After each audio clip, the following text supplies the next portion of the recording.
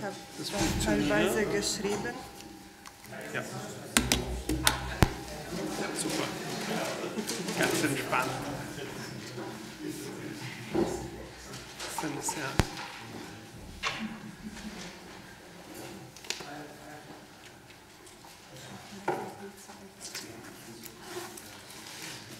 Du hast eine sehr schöne CV, habe ich gesehen. Ja. Sehr, sehr professionell. Ich mache meins gar nicht mehr, aber es ist wirklich das ist so. noch aus der Zeit, wo ich die Wo ganze du Zeit nicht beworben beworben hast. Wirklich sehr schön.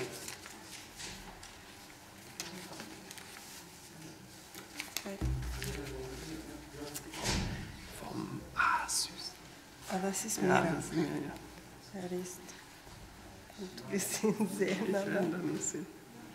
Ich muss leider beim Abendessen ein bisschen früher gehen. Aber das ist der süß. Oh, ist süß. Im Recht. Im Recht war das. Ja. Und hattet ihr ein schönes Abteil oder für euch? Oder? Eigentlich, wie war das? Es war kein Kuschettabteil für euch verfügbar. Mhm. Ich hatte ein Abteil für 6 reserviert mit Sitzplätzen. Okay. Aber da war doch ein anderer Zug. Ah, okay. Aber sie waren nett wegen des Babys. Sie haben uns doch eine Kuschette gegeben. Super. Also war okay. Ja.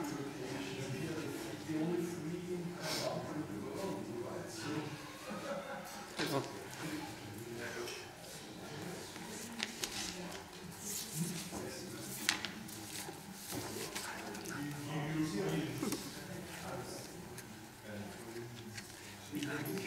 Wie viele Folien hast du? Wie lange wirst du ungefähr? Der zweite Teil kann ich auch abkürzen. Wir haben eigentlich keinen. Also Fritz hatte gesagt, mehr oder weniger eine Stunde. Ja, plus minus, ja. Mhm, okay. Kannst du schon. Also ich werde auf die Uhr schauen. Okay.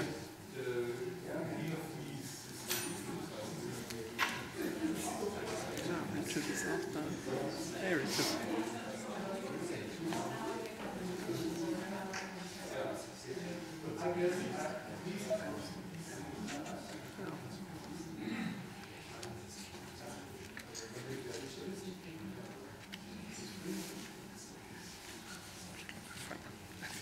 Ich glaube, wir können anfangen.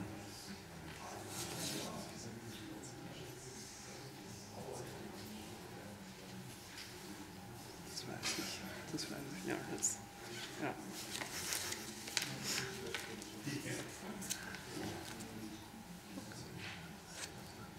Okay, welcome everyone. I think we should start.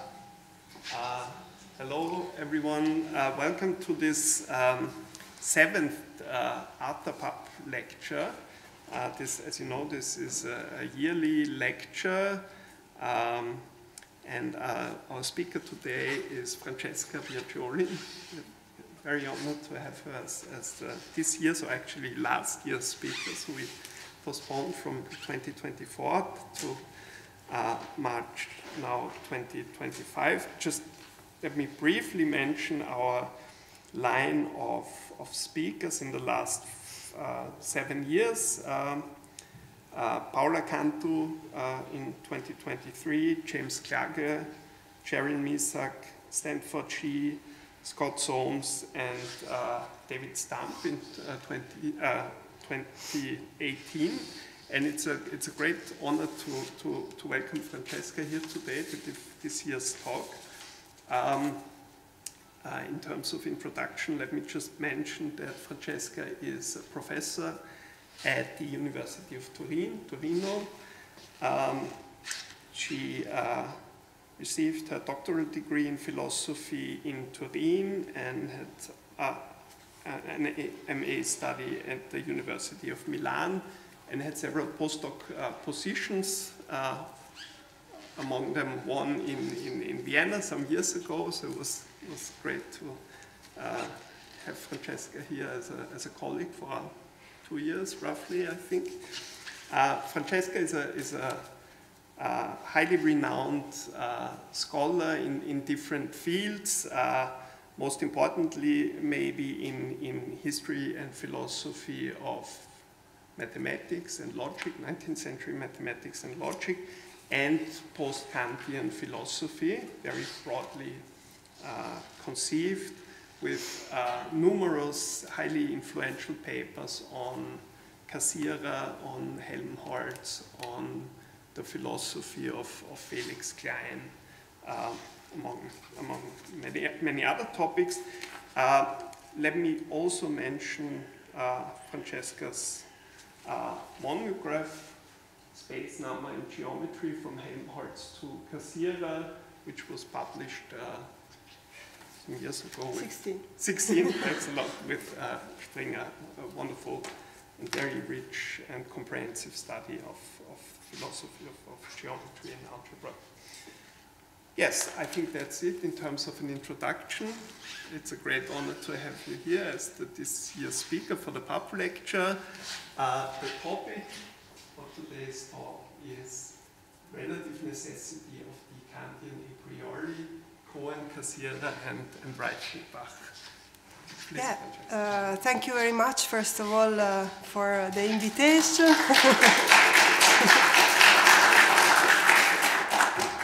And for the support. I'm very happy to be in Vienna again, and I'm especially happy to give a lecture in this series, also because I've been reflecting on this topic in a number of ways, but this gives me really the opportunity to try and connect also to some of the talks that have been in this series, in particular stamps, hopefully. So I'm very excited to have a discussion about this. First of all, let me just give a rough characterization of the topic, the relativizing of the Kantian a priori. It can be defined as, I would say, a philosophical line of argument that goes back to late 19th century attempts to reconcile classical German-speaking philosophy with scientific developments using resources from Kant's philosophy. In particular, what Kant himself described as the lasting insight of his philosophy, namely the discovery of a specific kind of a priori knowledge, the synthetic a priori, that is conceived as independent of experience because it provides the preconditions for the possibility of experience in general. Now, the relativization of this comes with the recognition that a priori element, specifically those established by Kant, cannot be fixed once and for all, but may vary in scientific change. Now, typical examples of this appeared only after Kant and include famously non-Euclidean geometry, the rigorization of real analysis, and of course the revolutions of 19th century physics. So very roughly, to offer a sort of slogan of the view, paraphrasing Reichenbach, one can summarize it by saying that the meaning of a priori knowledge as constituting the concept of object, that is providing preconditions for the possibility of scientific inquiry, can be retained without implying another meaning of it that can be found in Kant as necessarily true and valid for all time. Now, things, I would suggest, start to look more complicated when one delves into the philosophical roots of this view, insofar as similar strategies have been proposed even earlier by several philosophers belonging to the neo-Kantian movement, in particular the Marburg School of neo-Kantianism, and at least in a broader sense also others, including what can be defined as the neo-Kantian epistemologists of philosophers, scientists such as Helmholtz and Poincaré. And on the other hand, similar strategies emerged again in more recent philosophy of science. One could date this back to Thomas Kuhn. Jan Hacking would be another candidate, and more recently, of course, Michael Friedman, David Stamp, among others.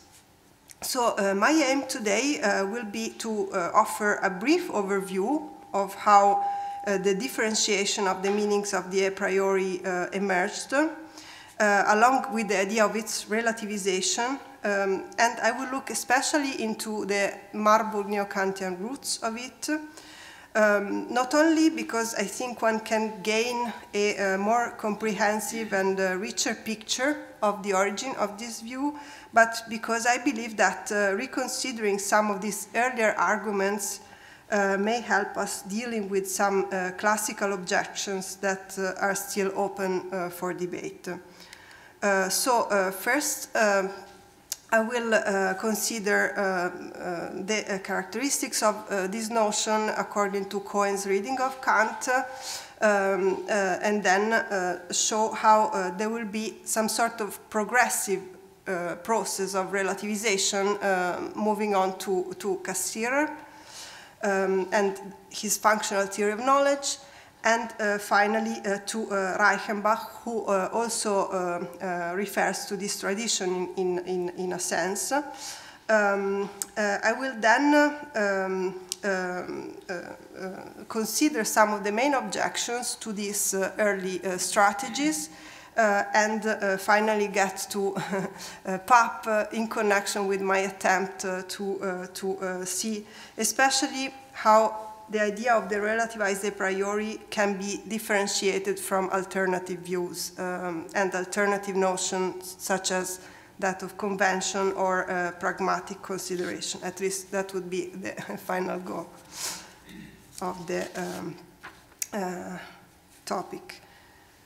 So very quickly to Kant's characteristic of a priori knowledge, they are important to keep in mind because we know that it is a peculiarity of the neo-Kantian approach initiated by Cohen that it is also very entangled with Kant exegesis. These philosophers have seen always Kant exegesis as a way to articulate their own philosophical views that, as Windelband then famously put it, go beyond Kant. In particular, Cohen emphasized the following characteristics of the Kantian a priori. The first being that the characteristics that Kant uses to introduce the notion are necessity and strict universality as sure indications of a priori knowledge because they clearly distinguish it from empirical knowledge. So this can be achieved only a subjective or psychological kind of necessity on the one hand, and a comparative kind of generality on the other. They do belong together insofar as a judgment for Kant is necessarily true if it does not admit any exceptions, and so the two characteristics are also used to define each other.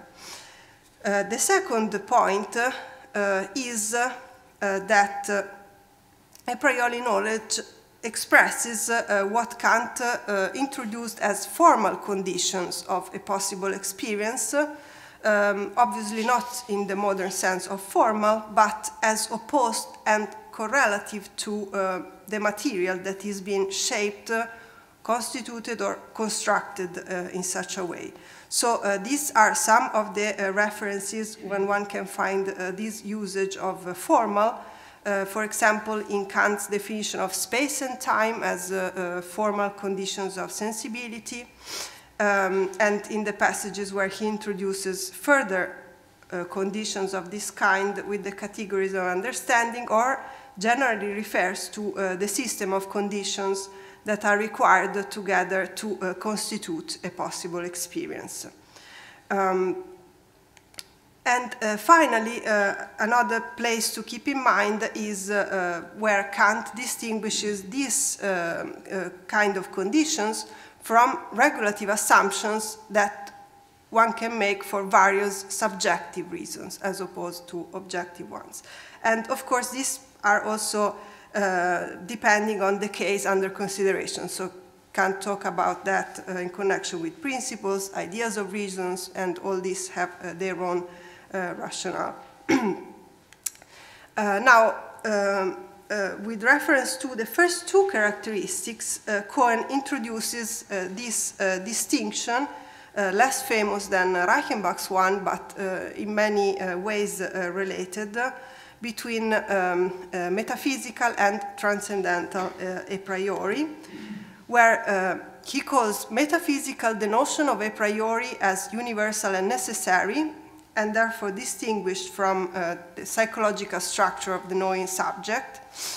And he calls transcendental all forms of cognition that contribute to the construction of the concept of experience.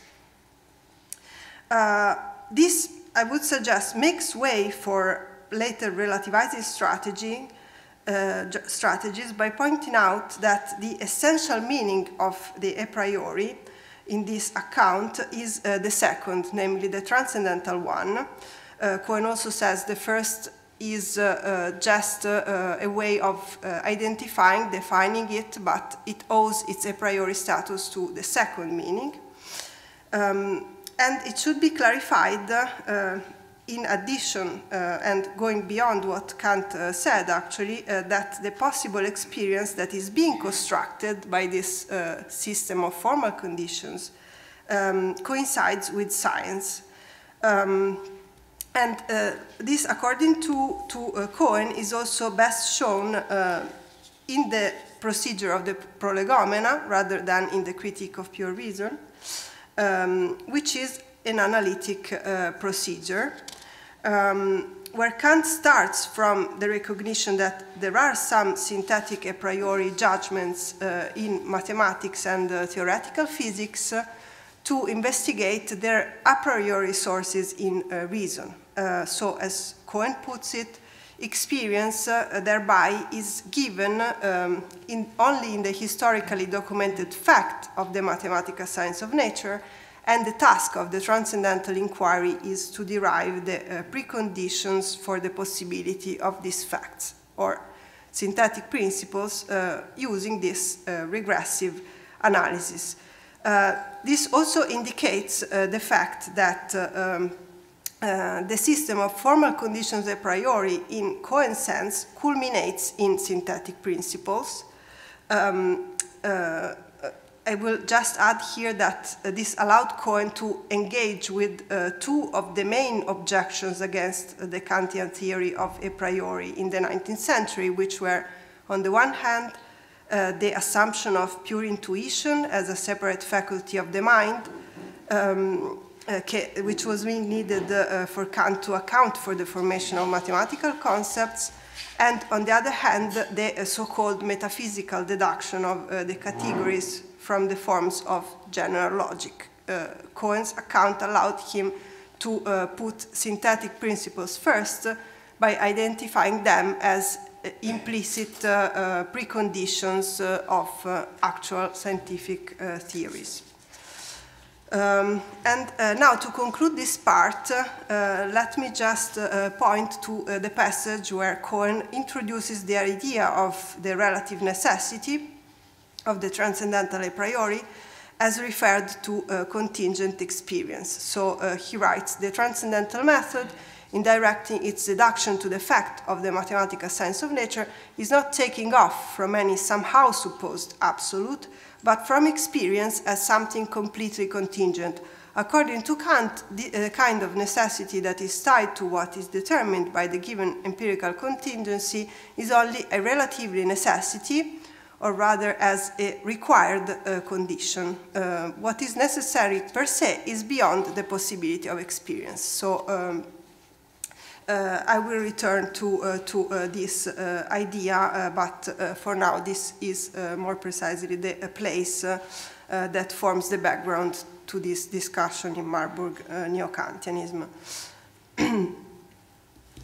Just keep an eye on the time. Okay.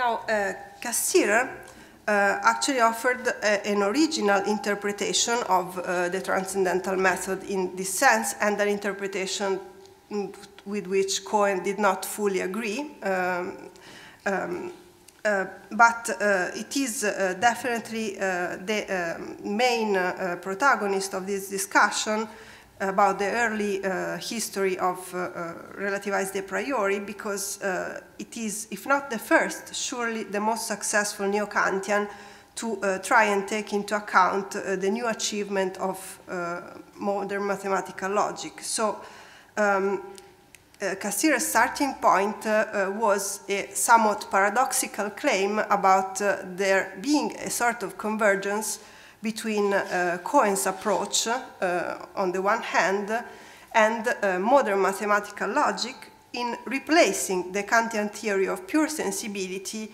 with a logical derivation of the fundamental principles of mathematics, whereby logical, of course, means two very different things. Which Cassirer, though, tries to keep together in his theory of knowledge, insofar as he maintains that there is a sort of logical mathematical kind of synthesis that yield the construction of mathematical objects, and also provides the model of scientific concept formation in the mathematical concept of function. This is a concept that Cassirer defines as a universal law which contains within itself all the particular cases for which it holds according to the way in which the variable is instantiated. And he famously contrasts this with the model of concept formation that can be taken from Aristotelian or syllogistic logic, which work as an abstraction of common marks from collections of things, or ultimately substances that are supposed to have a determinate identity in themselves and to become recognizable by the specification of some characteristic properties. Now, Cassirer's thesis is that the interpretation of the transcendental method can be reconsidered in analogy with the modern way to define geometrical concepts in terms of relative invariance of transformation groups. I will just leave for a discussion more detailed characterization of this, but the picture clearly emerges from the way in which he introduces the relative necessity of the a priori in the following passages. So in this first phrase, he writes, the goal of critical analysis would be reached if we succeeded in isolating in this way, meaning as a sort of transcendental analogon, parallel to the procedure of group theoretical geometry, isolating the ultimate common elements of all possible forms of scientific experience, and he goes on to call these elements as moments which persist in the advance from theory to theory because they are conditions of any theory.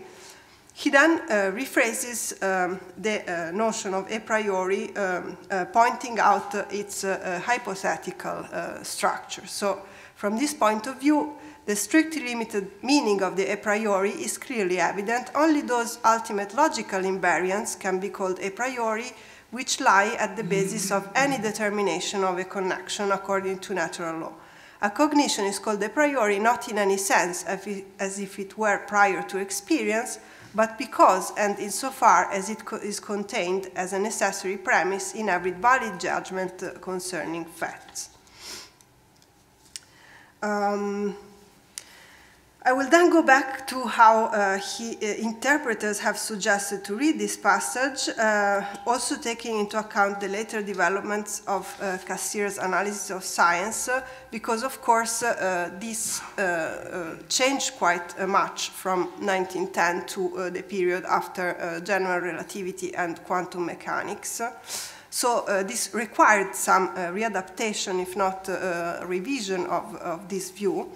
And I will now just sketch how this happens for Cassirer. So starting from this functional account of knowledge, one can see how he defines object constitution in terms of what can be seen as a multi-level system of synthesis, starting in the logical mathematical ones, and involving some key steps. So the first would be the introduction of principles that present the structure of these universal laws as Cassirer defined a concept of function, which would be more precisely serial principles, such as those that determine a multiplicity as an ordered manifold, where the key, the first paradigmatic example would be the ordinal numbers. He then moves on to consider more complicated cases where the key steps for Cassirer would be what he calls coordination of different series that have been ordered in these ways, where examples range from purely mathematical examples, where coordination is established between different mathematical domains, to physical ones. The idea being that both in mathematics and in physics, coordination of domains that are distinct but structurally similar leads to the construction of a sort of hierarchy of structures governed by some coordinating principles. And this would include, by the time Cassirer was writing, the group theoretical treatment of geometry and geometrical physics, and another example that is characteristic of this early argument is the conservation of energy and the program of energetics, which for Cassirer promised to provide a comprehensive coordination of the phenomena in a sense along these lines. So object constitution for Cassirer ultimately leads to identifying developments in which wide and fruitful fields become accessible to mathematical determination, so it becomes very general. And for Cassirer, this is in line with the view that the reality that is expressed in this way is not that of things or substances, but a reality made out of laws and relations, which is the key idea of his philosophy of the concept of function. And these are a number of places where Cassirer repeats this, this phrase in very different contexts. So in substance and function, starting with the reality of numbers, he extends it to the reality of energetics, and then later he uses it also to justify a change of geometry in general relativity from Euclidean to non-Euclidean geometry, finally also to account for the mathematical symbolism of quantum mechanics. So these are really very different examples. Let me just mention briefly how this happens in the case of Euclidean and non-Euclidean geometry. It is this famous passage where Cassirer says the issue here is just a matter to establish a coordination between the symbols of geometry and the empirical manifold of spatio-temporal events. And if the physicist tells us that non-Euclidean geometry provides this coordination rather than Euclidean geometry, epistemology has no ground for answering negatively. The passage goes on with Cassirer's attempt to replace what he had called previously the a priori of space with a more general structure that is compatible with the Riemannian geometry of general theory of relativity. But there are also other passages where he stresses that the strategy is not simply a sort of generalization of the previous concept, but requires some more fundamental revision. So in this one, he writes, when we look back over our earlier consideration, this view must undergo a peculiar and paradoxical reverse. Pure Euclidean space stands, as it is now seen, not closer to the demands of empirical and physical knowledge than the non-Euclidean manifolds, but rather more removed, precisely because it represents the logically simplest form of spatial construction. It is not wholly adequate to the complexity of content and the material determinateness of the empirical.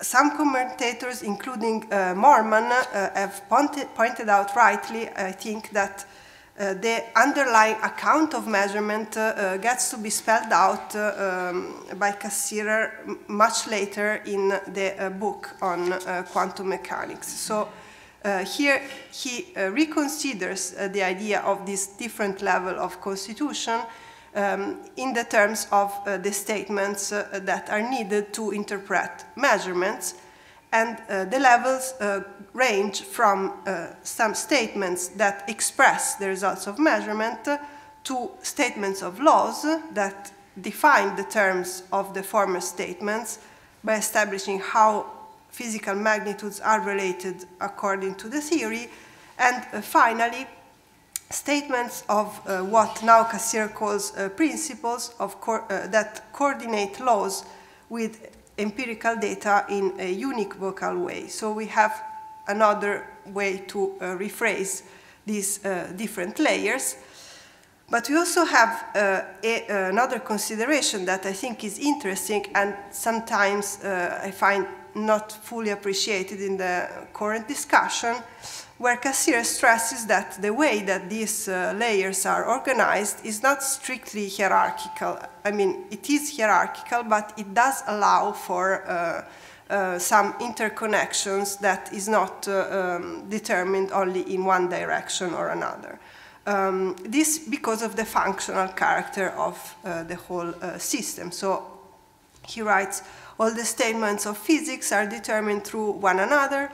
They mutually condition and support one another, and their specific truth is due precisely to this mutual interconnection. This reciprocal interweaving and bonding constitutes one of the basic features of the system of physics. And then again, we have one of these characterization of the relational character of physical reality. Within it, therefore, there is no proper substantial carrier, nothing that per se est et per se concipitur. There is only a functional coordination in which all the elements, all the determining factors of physical truth uniformly participate. Okay. Now, turning to Reichenbach, first of all, it should be recalled that clearly there is a line of influence that in the literature has been emphasized by Reichmann and also by Padovani, from Cassirer to Reichenbach, clearly due also to the fact that Reichenbach attended Cassirer's lecture in Berlin during his studies, and also was quite close to the Marburg epistemologists. One can give also many textual indications of this from his early works, but suffices it to remind that he asked Nathorp, who was Cassirer's teacher in Marburg, together with Cohen, to be his supervisor. After Nathorp refused, actually he moved to the philosopher Paul Hansen and the mathematician Max Noether, and worked on his doctoral thesis largely on his own.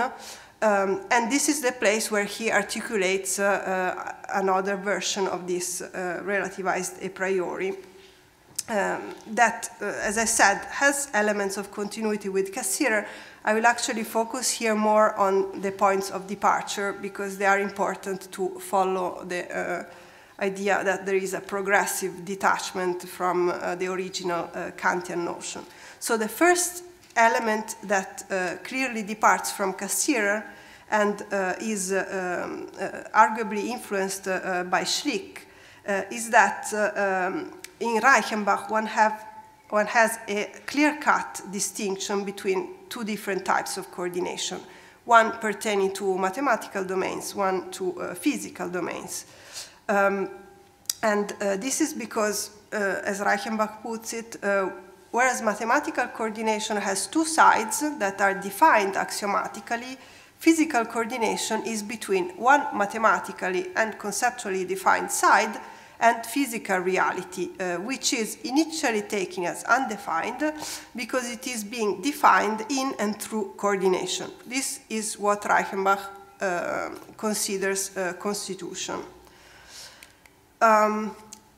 Then there is the distinction of the two meanings of the a priori, which we can see partly overlaps with Cohen, insofar as Cohen's distinction also rules out absolute necessity and validity of all time, but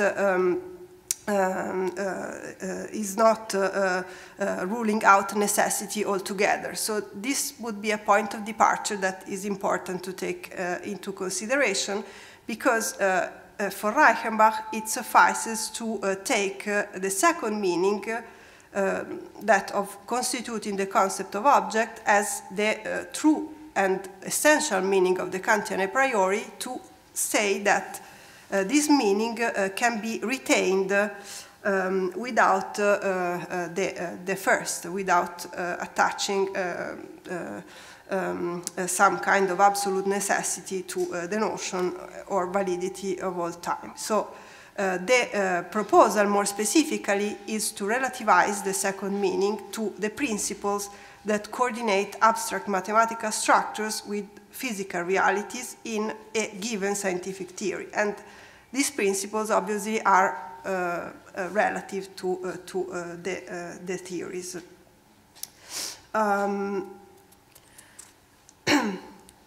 As for the idea that no necessity is involved, I think it is expressed quite clearly in this passage where Reichenbach writes, "It is not possible, as Kant believed, to single out in the concept of object a component that reason regards as necessary. It is experience that decides which elements are necessary. The idea of the concept of object has its origin in reason, can manifest itself only in the fact that this concept contains elements for which no selection is prescribed, that is, elements that are independent of the nature of reality. The arbitrariness of these elements shows that they owe their occurrence to the concept of knowledge, altogether to reason."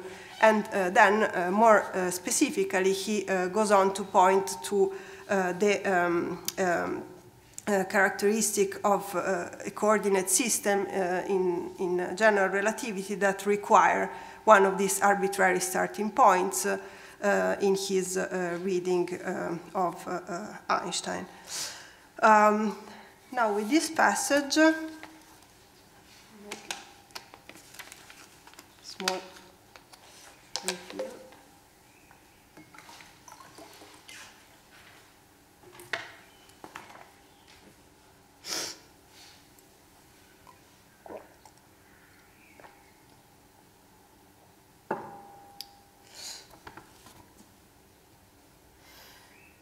Okay, will allow me to jump directly into the objections, because famously this started with the debate that followed immediately the publication of Reichenbach's work, which is from 1920, and was followed shortly by Cassirer's book on general relativity.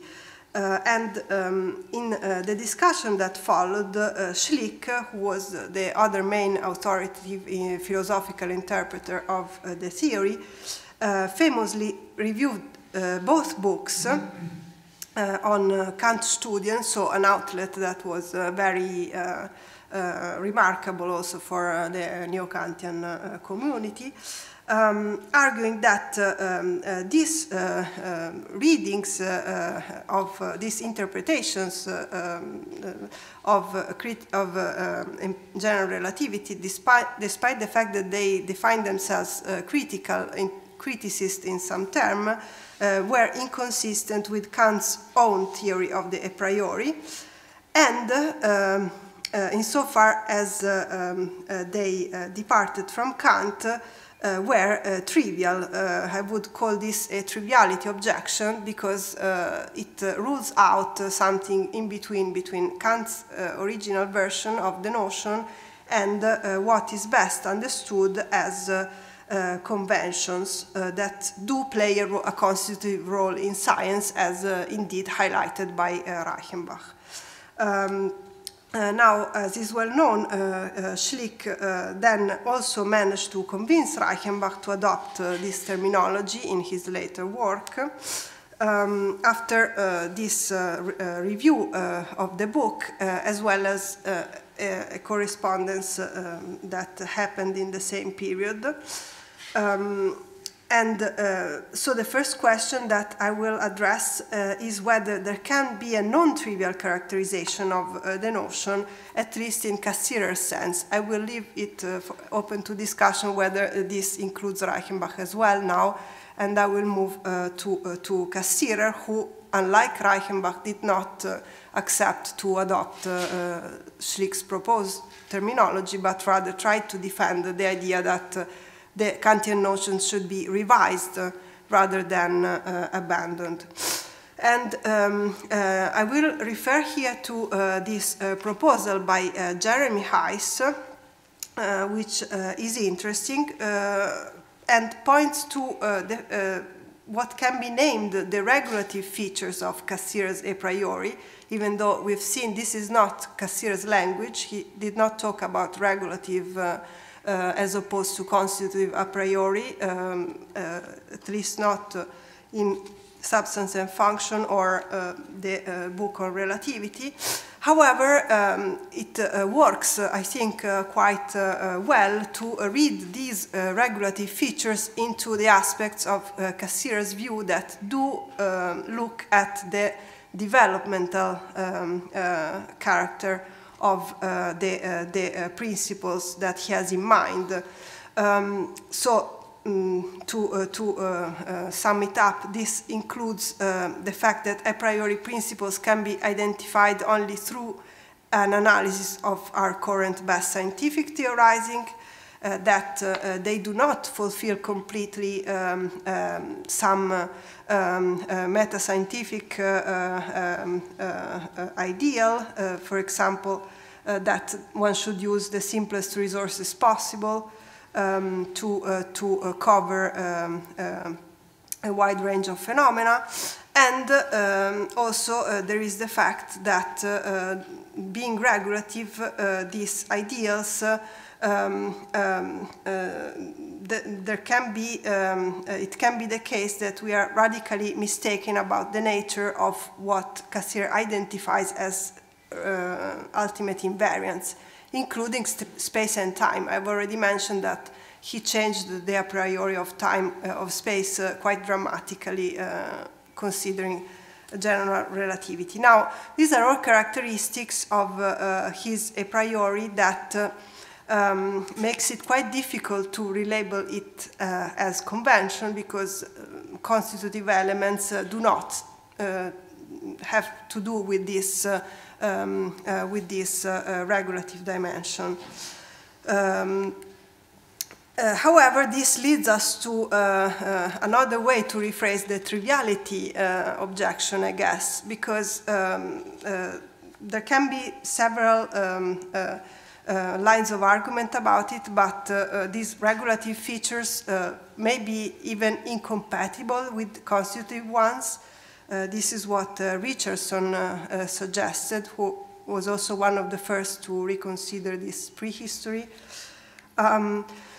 However, I will focus here also on the critique that has been put forward after Richardson by Michael Friedman, who started in 1999 argued along Schlick's line that Cassirer and Marburg neo-Kantians, having demolished the Kantian bridge between thought and reality, that was pure intuitions, were unable to account for the Kantian commitment to scientific objectivity, but tended, especially with regard to Cassirer's philosophy of symbolic forms, to put the objectivity of science on a par with the coherent but obviously non-objective systems of metaphysics or myth.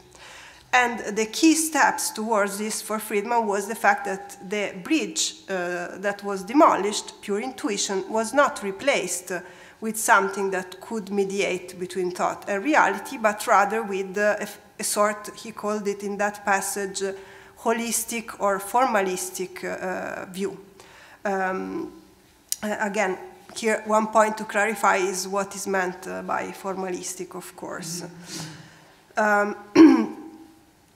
But just to come back to this point, Cassirer's view in particular is taken here to imply what Friedman considers a reduction of constitutive to regulative principles that allows Cassirer to defend a conception of a priori that is distinguished from conventionalism, but on the other hand also is limited to show that the mathematical structure of a later theory includes, as limiting cases, the structures of the previous theories.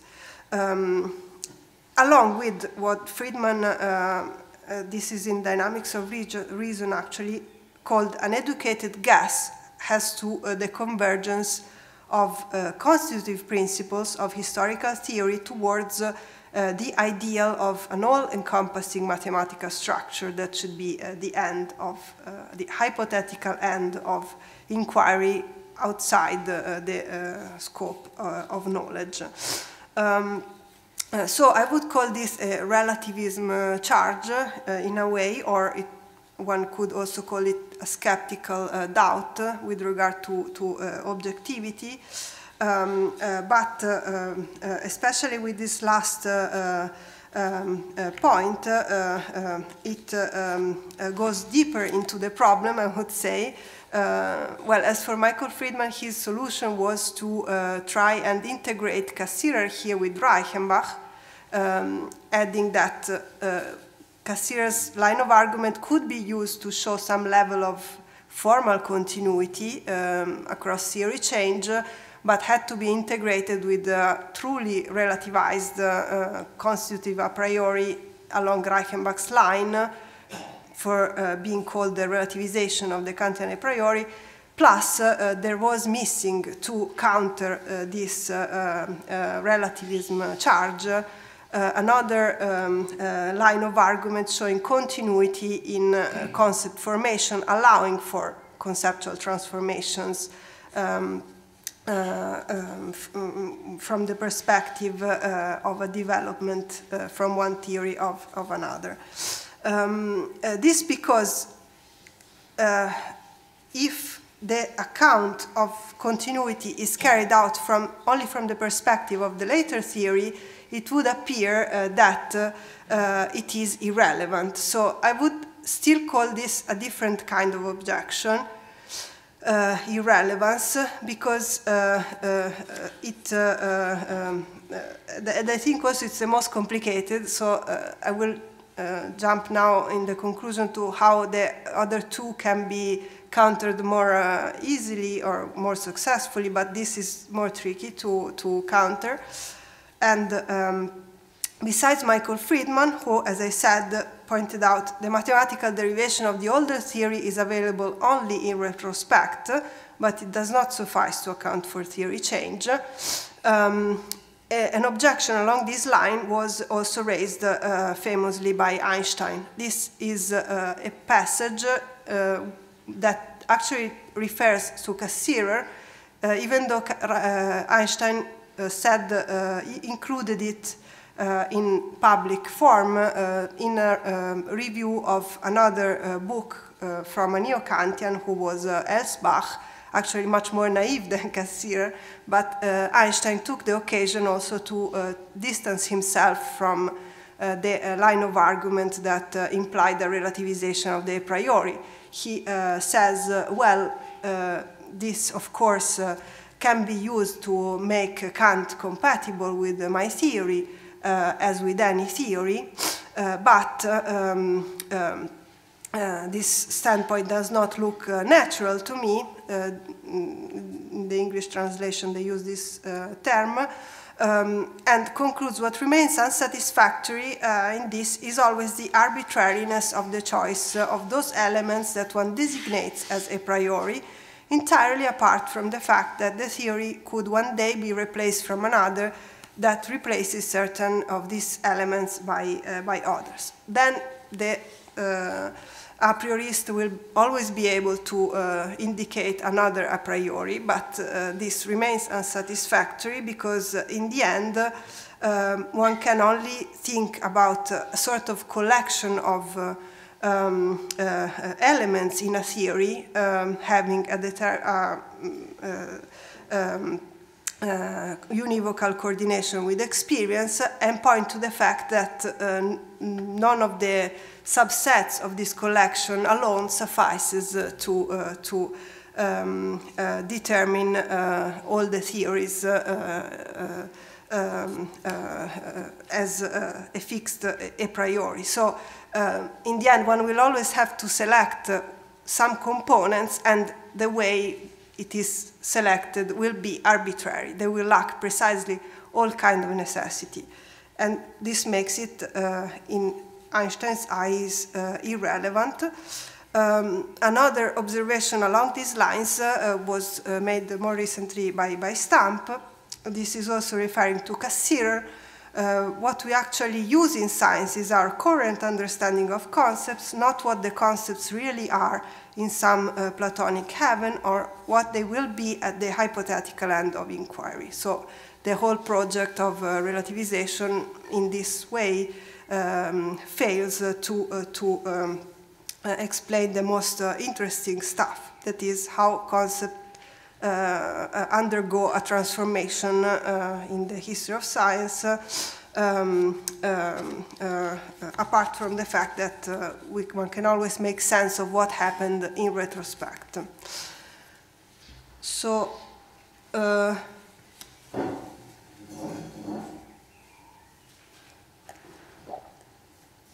will finally move to a comparison with Papp's taxonomy. First, I wanted to mention that a strategy that partly overlaps with Papp's has been put forward by Heiss. I think his 2014 article is probably the most comprehensive attempt to take into account the different aspects of Cassirer's a priori. And he also tries to address some of these objections. We've seen that about the collapsing with conventionalism, but his main target is probably the relativistic objection. And according to Heiss, this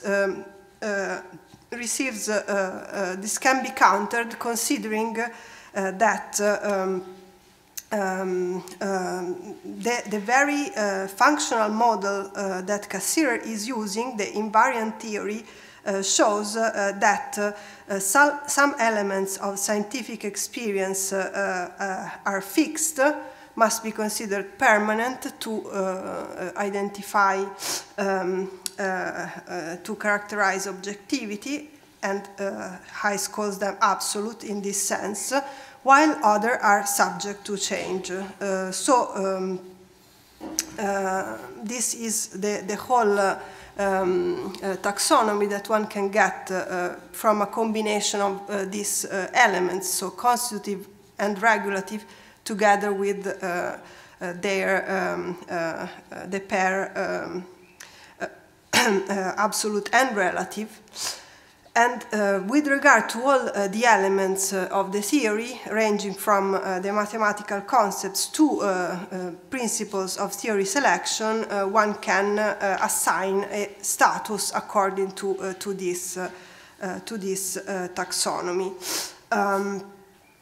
So again, this line of argument definitely offers a reply to the skeptic doubts about scientific realism and also to triviality, but as I think Heiss also clearly concedes in the article, it does not really offer a satisfying answer to the irrelevance charge, I think, because there remains the fact that the absolute elements have to be conceived as very, very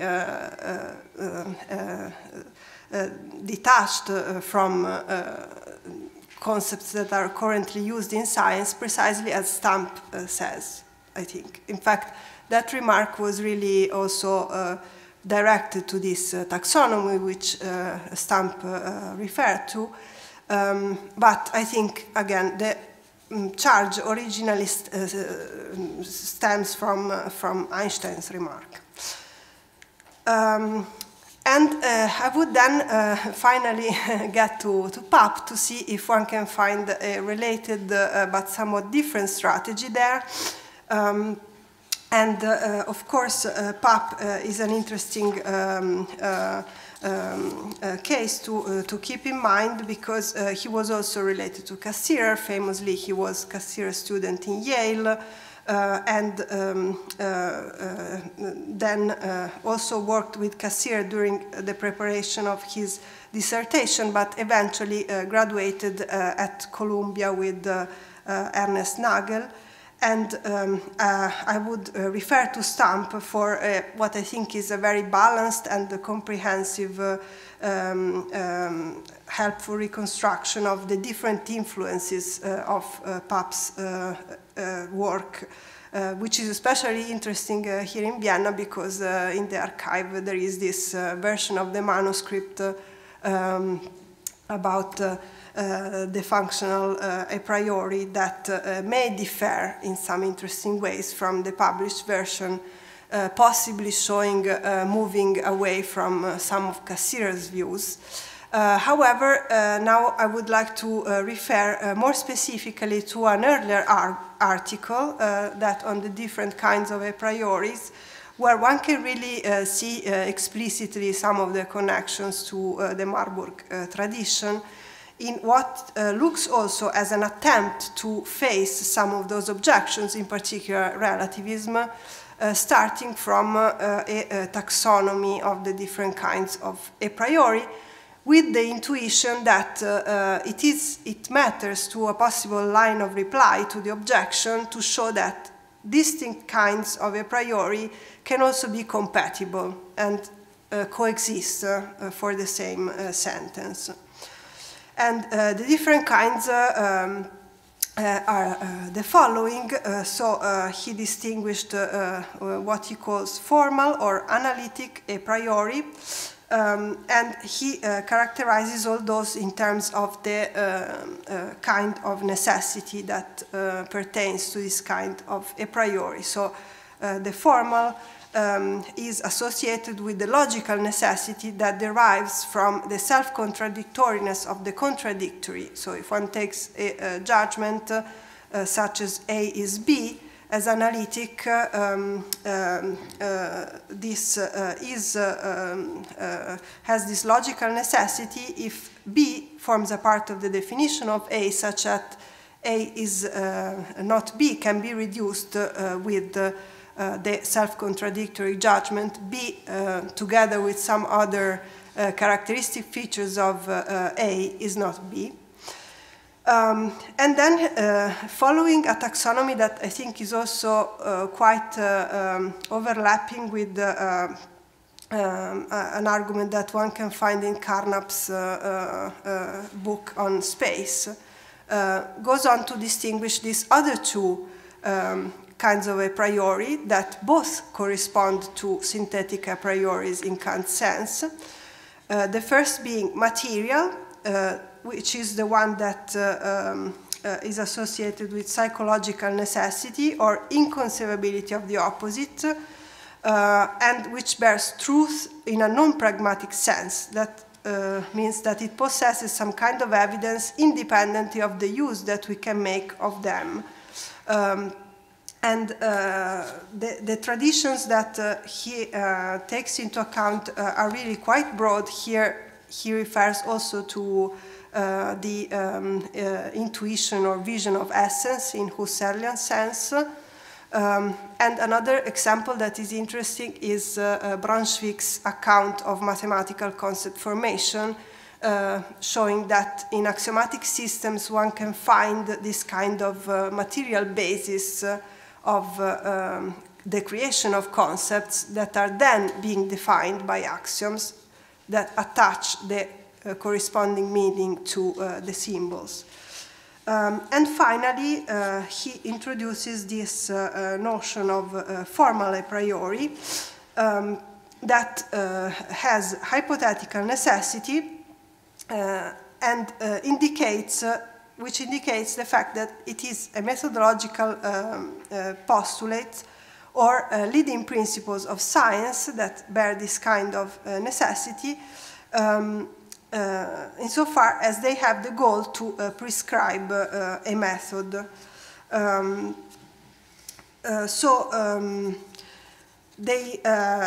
What he stresses here is that this second this third kind of a priori also covers some of the principles that Kant called synthetic a priori, because they can be defined as universal conditions of possible experience in the sense of scientific experience, where there is really a paraphrasing Cohen on this point. The reliance on the Marburg line of argument is also visible in the fact that Papp explicitly refers to Cohen's interpretation of Kant with regard to the view that the transcendental logic as investigation of the process of non-inductive synthesis renders possible analysis itself. And this relates also to Papp's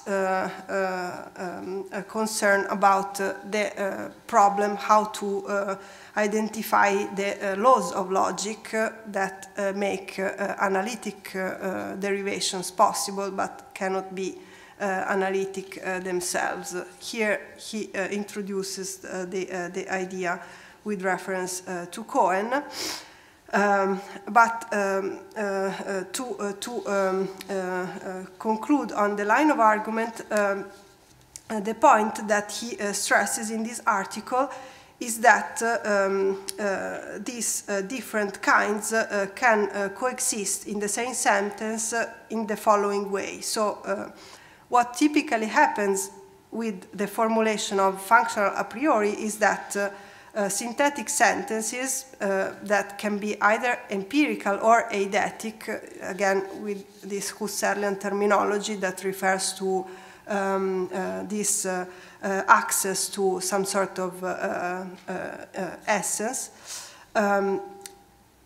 whether empirical or eidetic, may be made by a conventional act into an analytic and formally a priori sentence, but it is usually made formally a priori in order to be taken as functionally a priori.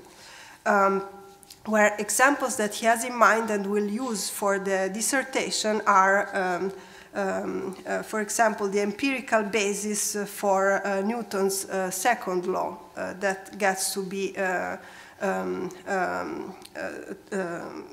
made into something formally a priori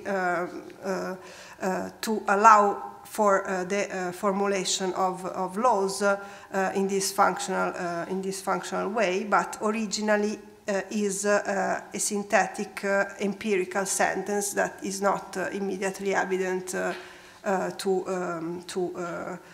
physicists before Galilei. And another passage that jumps, I think, really into the issue of what brings the relativization is where he stresses that as methodological postulates, the functional a priori are open to revision. They have some sort of what he calls a fundamentum in re, and this means that they are open to revision by experience, although clearly not directly, not by verification, but only indirectly. Here, the argument would be that the failure of empirical laws that gave rise to them to be verified would lead one to revise the methodological postulates eventually. And the example, again, with reference to Newtonian mechanics, is to imagine the course of a revision of principles that would happen if planets would be found to depart significantly from an elliptic paths. And again, here Pabst shows he is well aware of something that Einstein pointed out, and before Einstein, Duhem, so the fact that there is always a collection of assumptions that are together taken into consideration when a revision is needed. However, Pabst suggests that there is a way to prioritize some of these assumptions over others. So in this specific example, he says finding this departure of elliptic paths from elliptic paths, one would have to infer either the falsity of the law of gravity or of inertia or of the law of the parallelogram of forces, but being the latter two laws assumptions that are needed to provide the geometrical interpretation of movements in Newtonian physics, one would rather revise the gravitational law in this case, which is at a lower level in a sort of hierarchy of assumptions, culminating with the most universal ones. Eventually, the argument amounts to assume that whether a hypothesis functions as a priori or not depends on the degree of its generality, again, considering the correlativity of necessity and generality on this point, and suggesting that one could see formal necessity, to get back to the taxonomy, as a sort of limiting case of functional necessity, where the inconsistency of the laws of logic would be the limiting case that shows the highest universality of these laws, and all the rest would bear only some relative kind of generality and relative kind of necessity. So, summing up, I think that this relativizing strategy has the characteristic of showing quite well how the distinction of the kinds of a priori aims at showing compatibility in some sentences as a key point to counter the main objections, and also to define the view against possible alternatives. And in this sense, I think that Pabst achieves something along the lines of Hayes' taxonomy, but I believe remaining in this paper truer to Cassirer's and Marburg's rejection of an absolute kind of necessity, and defense of what they think is a characteristic of Kant's notion in its original version, so a relative kind of necessity. However, I think that this line of argument also fails to give a satisfactory answer to the irrelevance charge, insofar as this hierarchy, so this way to proceed from the more from the less general assumptions up to the most general ones in the course of action of revision is not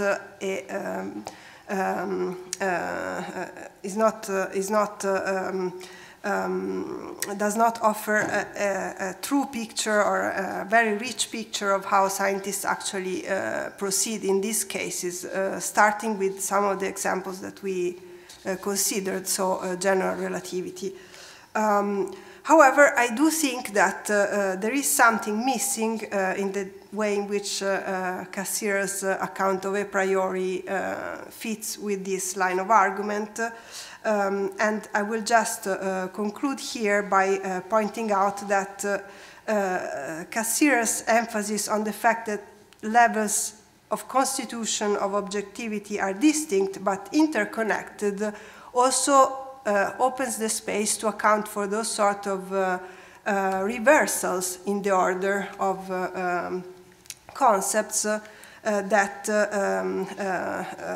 start not from highest levels of synthetic reasoning, but from the lower ones. So going back to the example of geometry, in relativity, the argument, I'm not discussing if it's a well-put argument about the role of geometry in relativity, but the argument would be that it is because there is a problem of measurement that some mathematical tools that were in the making in previous history of mathematics had to be further developed to be applied here.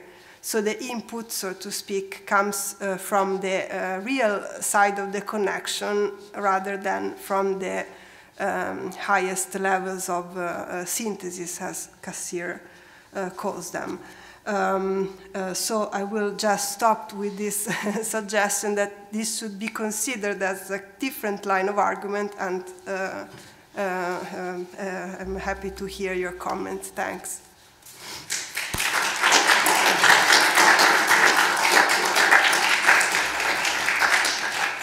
Okay, many thanks Francesca for this wonderful talk. We have plenty of time for questions and discussion. Please. Yes, thanks for the great talk. I have a question about part. So, as I read the part, it seems to me that what he calls in point 4 is psychological necessity, and he also mentioned that it involves some kind of intuition of essences, and so the text I know he quotes Lewis in this context and Meinong. So that they're really like essences, and you can intuit them, and if something is inconceivable, then you can grasp some necessities. But this sounds like a metaphysical necessity, and it sounds to me very strange. On the one side, you have this Kantian aspect, and then this other like objective stuff, which sounds un-Kantian to me. I'm not sure if I'm right in that. My question is, does this fit in a Kantian image if my interpretation of this psychological necessity is correct? Yeah, well, I think thanks for the other references. I think one would have to look quite carefully to all the language and the references that he uses, because there are quite many. And the impression, especially in this article, is that he does not commit necessarily to this or that version of material a priori, as long as there is space for something like material a priori. And This, I think, partly because this is not an aspect that Marburg neo-Kantians like very much, but Kant does talk about something thought necessarily. So there is some sort of psychological aspect to that notion as well. And on the other hand, I think that once he has defined the formal a priori as analytic, the synthetic dimension would be missing if he would jump directly to a functional a priori alone without this material part. So I agree with you that it can have very different sources, the way he defines it, but he seems to be open to taking from different sources, as long as there is room for this other aspect of the former Kantian synthetic a priori, at least in that article that seems to be more in line with this neo-Kantian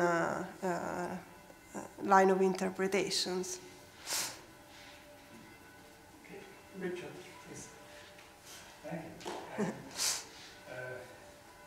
I'm going to ask a question as someone who knows a little bit about Kant and almost nothing about anyone else. But I wanted to know what happens to the notion of intuition a priori in progression. Because well, you have this quote from Friedman saying that the neo-Kantians have just jettisoned the notion of a priori intuition. And it's quite clear that that notion is for Kant very important in his understanding of space, right? And it would be closely tied in Kant to this conception of space as Euclidean. On the other hand, I would have expected that the notion of a priori intuition plays a very important role in constituting the concept of the object. And so, if it's right that the neo-Kantians have jettisoned this, how are they thinking about the constitution of the concept of the object, if not in those? Okay, thanks. It's a very big question. So the short but right answer is every neo-Kantian had their own way to replace pure intuition and provide a better answer. I would have to go into the details, but very shortly, Cohen developed a view that was not actually shared with the other members of the school about not only pure intuitions being dispensable, but the whole system of these formal conditions culminating in something that can be considered only from the point of view of pure reason, or pure logic, also he calls it. And he ended up really considering also space and time as categorical notions that do not deserve a special place in this system. So it's a completely different argument. As for Cassirer, I think it is interesting because in part what Cassirer tries to do in replacing the a priori intuitions with something else is very much in line with what Friedman himself had proposed in the book on Kant and the exact sciences in the first part. So it is an argument that really converges with Cassirer's in saying, well, Kant's account of mathematics was in a way also motivated by the fact that Kant did not have any other logical instruments other than syllogistic, and without something that allowed the formation of mathematical concepts that are needed in Euclidean geometry, it would have been impossible to have this level of constitution that corresponds to construction and pure intuition. Plus, of course, the transcendental aesthetics requires a theory of space and time as forms of intuition, and so on and so forth. So, in a way, Cassirer is turning the whole argument around, saying, well, now we do have different instruments, and we know that we are not limited to what can be constructed in pure intuitions. So we have to rethink the whole thing from the perspective of modern mathematics and logic, which is quite natural if one starts with, I don't have the architecture of reason, but I have sciences, and I want to look for preconditions of sciences. So what he says is, well, modern mathematics is now a fact, so we need to account also for the possibility of this fact, which is how he gets to his concepts of function. Thanks. Okay, next question, please. Yeah, my point is just a little terminological point concerning the notion of absolute necessity. Kant writes some passages which are not episodic, are very important. Die absolute Notwendigkeit ist der Abgrund der menschlichen Vernunft. Rarely is Kant so clear and so consequent as we speak about absolute. There is no absolute necessity in the whole analytic, but just in the dialectic. No absolute necessity in the whole moral philosophy. In this sense, I understand from the perspective of the beginning of the 20th century, the dichotomic absolute and relative is another one. And in this sense, it makes also sense to speak about Kant in terms of absolute necessity. But I think we should clear this difference concerning terminologies, because it's quite dangerous to resume Kant under the concept of absolute necessity. I don't want to explain why, because I could see the book, but it's absolutely like that. And I think Papp, in some remarks he makes, I think is the same. Take care, speaking about absolute necessity about Kant. Look inside, you will not find an absolute necessity in Kant philosophy. I think Papp is going in the same direction. Yeah, well, I think I would suggest that it is Cohen who points that out. So this he also has a reference to Kant, where Kant talk about. He uses the phrase respektiv notwendige oder vielmehr nötige Bedingungen. And what is necessary per se, the absolute, is beyond the possibility of experience. And I think here Cohen he's being a quite faithful interpreter of Kant. Of course, then it is the way one should read the transcendental method that makes the difference, because the issue is then what do we do when what was considered to be synthetic a priori once gets to be now considered something else. So it is not so much that they say Kant had a different argument, but one needs a new argument because Kant didn't have this kind of examples. But I perfectly agree with you. It's, in fact, if one reads Cohen, it's a faithful interpretation of Kant, and I would also agree that Papp is quite acquainted with this interpretation. At least these first articles show that there is this familiarity with Cohen's language. Thanks. Okay, Fritz, please. Thank you for the nice overview. you referred to three proponents dealing with the synthetic ape Cassirer, Reichenbach, Schlick. So, and you know that Schlick criticized both Cassirer and Reichenbach dealing with general relativity theory.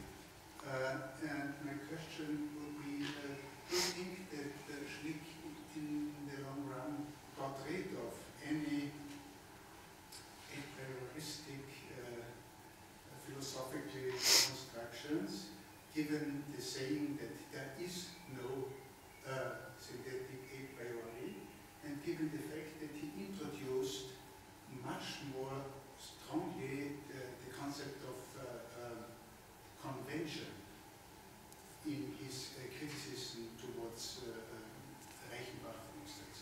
So you have these three steps of overcoming Kant and Kant's priorism and synthetic conceptions, and it is the fact that Friedman still stayed in between these two poles, obviously. So, do you think that Schlick in the end did solve these contradictions? Well, that's again, I don't know if I have a definite answer to that, because indeed one could see it both ways easily. I would say that definitely there are many ways to show that the way for quite a long time one thought this was solved was not so simple as it would look. Probably not to Schlick, but a couple of decades later to people who looked back into this debate. Then it seemed like solved, but maybe in the long run, considering the amount also of debate around this relativized a priori that started after Thomas Kuhn, well, not immediately with the structure, but definitely at least in the later phase where Kuhn started making some of his remarks on Kant, and then also Hacking and others. There has been a lot of talking about this relativized a priori, but I definitely wouldn't take that as the solution in for the other as the opposite solution that no, it was not overcome and there is a comeback. The truth is that all these relativizations strategies are actually alternative to each other, and one should clarify which one is more promising. Again, I think that the way I see it, it is important to keep in mind at least some of the main objections and the most tricky ones, and then see if one or some of these relativizations, how they do with regard to these objections. But this holds also for conventionalism. Conventionalism also is open to some of these objections and has drawbacks and advantages when compared to relativized a priori.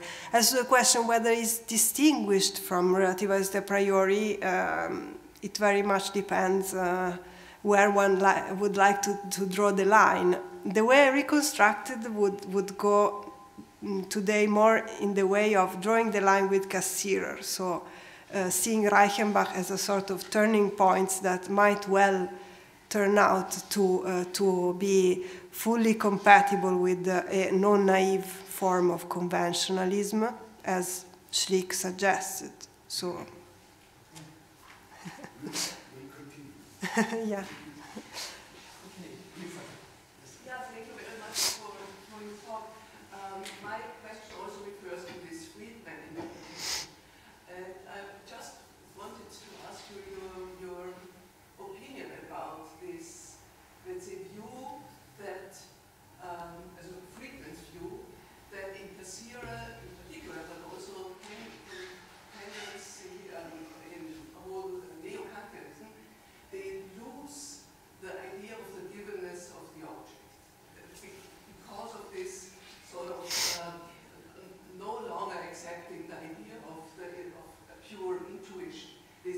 sort of illimited, and therefore we have this dynamics of mathematical construction of different letters. And it's much less present in the 2001 dynamics of reason, but for instance in Marburg of the race already, but in particular in this issue of studies, I think it refers to dynamics of reason studies in history and philosophy of science, where Friedman pointed out that in his view, in fact, one has to come back to Kant in a way. He goes as far as arguing for the dualism between categories and intuition, and suggesting a sort of double a priori investigation in the historical sense. I found it quite fascinating because it is, in a way, sort of old-fashioned, given all these neo-Kantian efforts, going back to this dualistic idea of Kant. So I just wanted to ask your thoughts about these moves in Friedman's interpretation.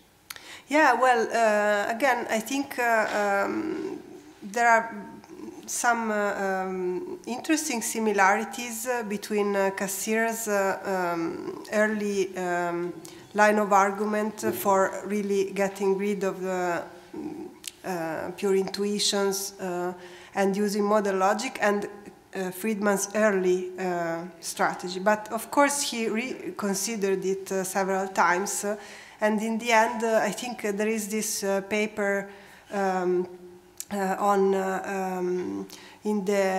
the volume dedicated to Parsons, where he takes now a different stance towards logical versus phenomenological readings of the aesthetics, partly reconsidering his views. Well, I would also point out that probably he might have seen Cassirer as aligning to his earlier strategy and not much more. I think that what is missing, and one can really see in Cassirer, is a much more careful historical work on sciences and the way in which sciences co-evolve with philosophy. That is much richer than some of the discussions seems to imply. And this is precisely because the given is not something that they give up completely. They replace it with the fact of science. So this historical basis of the transcendental inquiry is difficult, I get to appreciate it fully. It seems like a way of saying, but they really take it very, very literally. So the given is not replaced with something abstract and formal, but with what mathematics has become or is becoming, because Cassirer is very careful also to see the directions that the sciences are taking. So it is really an aspect that I think deserves further consideration. Thanks. Okay. Francesca, please. Yes, thanks for a fascinating talk. I was just wondering if you could say anything about the possible relationship between these different forms of relativizing a priori and a form of naturalism. Because it seems to me that in Cohen and Cassirer, what you have is a very specific form of reconsidering this a priori in Kant that might be interpreted as some form of cultural relativism, in the sense that they seem to say, Cohen at least, probably also Cassirer, that we have, what we are doing with this transcendental method is that we reconstruct something that is, in a sense, at stake in our present scientific culture, in a sense. And in that sense, at least the way I read it, it is clearly different from conventionalism. Namely, in the sense that if you are adopting a sense in which we probably find it in Kant, possibly even in Reichenbach and Schlick, this would mean that we are not reconstructing the culture of science as it developed over time and as we have it now in this present state of science, but we are more like freely inventing some new things. So it is not a naturalism in the sense that we are reconstructing what we currently have in science, but this might also play a role in a sense. It might be one task to reconstruct this, but another task would be just to invent some new frameworks and things like that. So I think it's evidently that we have this in Kant in a sense, but my question would be, I mean, first of all, if you agree with this cultural relativism in connection with Cohen and Cassirer, but if you agree, in what sense you would think then that we have something similar to this in Reichenbach and Schlick and all these other guys, or is it really that there is a fundamental break here and that these guys would simply reject this, let's call it naturalism, and are developing a much freer understanding of a conventional take on the a priori that might be more similar to Poincaré than to Kant or Cohen. Yeah, I see your point. Well, one thing to consider is that Reichenbach is an interesting case there because he is really familiar also with this way to rephrase the transcendental method and what he calls analysis of science in 1920 has the same roots in Kant's Prolegomena and so on. So it would be an interesting question to see when and how he abandons it at some point. I think he does after the exchange with Schlick in a way, but still he has some sympathy with the project. I don't know if I would call it naturalism. I mean, I see your contrast with the creative and more freely exploring the domain of possibilities that is more natural to conventionalism. But there is also the issue of the relationship between philosophy and the sciences. So I would still associate naturalism with a view where part of the job of the scientist is carried out by the philosopher and vice versa. So there is no clear difference of level. Whereas I think that Marburg neo-Kantianism, neo-Kantians, including Cassirer, have that difference very clearly in mind. So if it turns out to be that they cannot but reconstruct in retrospect what just happened, that would show that the project failed to give a philosophical account of this a priori, I think. So in this sense, I wouldn't call it a form of naturalism, if not for the fact that they do think that the philosopher must confront with new scientific methods and cannot contradict what comes from these developments from a purely speculative point of view, but they do want to have room for what they call transcendental instead of something where there is no this meta level. So still, this is not an invention, right? So it's not a convention. No. This would be the other side of the spectrum. This I might do this. Of course, it's not a naturalism. Yeah, I think it is not so much like not the way conventionalism is open to invention and exploring the domain of possibilities before the sciences. No, I don't think it provides that. It should provide this grounding this grounding of knowledge in a prioris that are not that are compatible and in fact are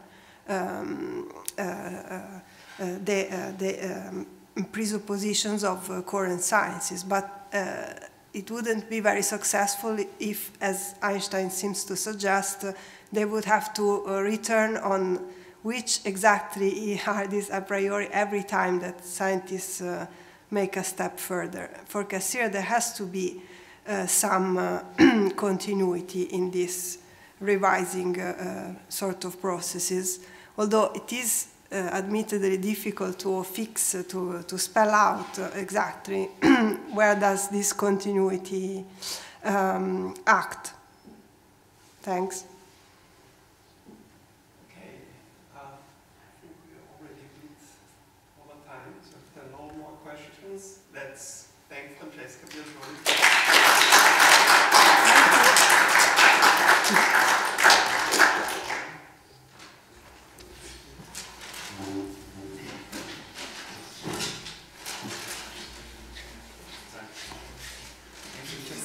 Great, this was super. Yeah. Very, and we had a long discussion, which is also nice. Yeah, it was really cool discussion, I find. Nächste Woche ist du dass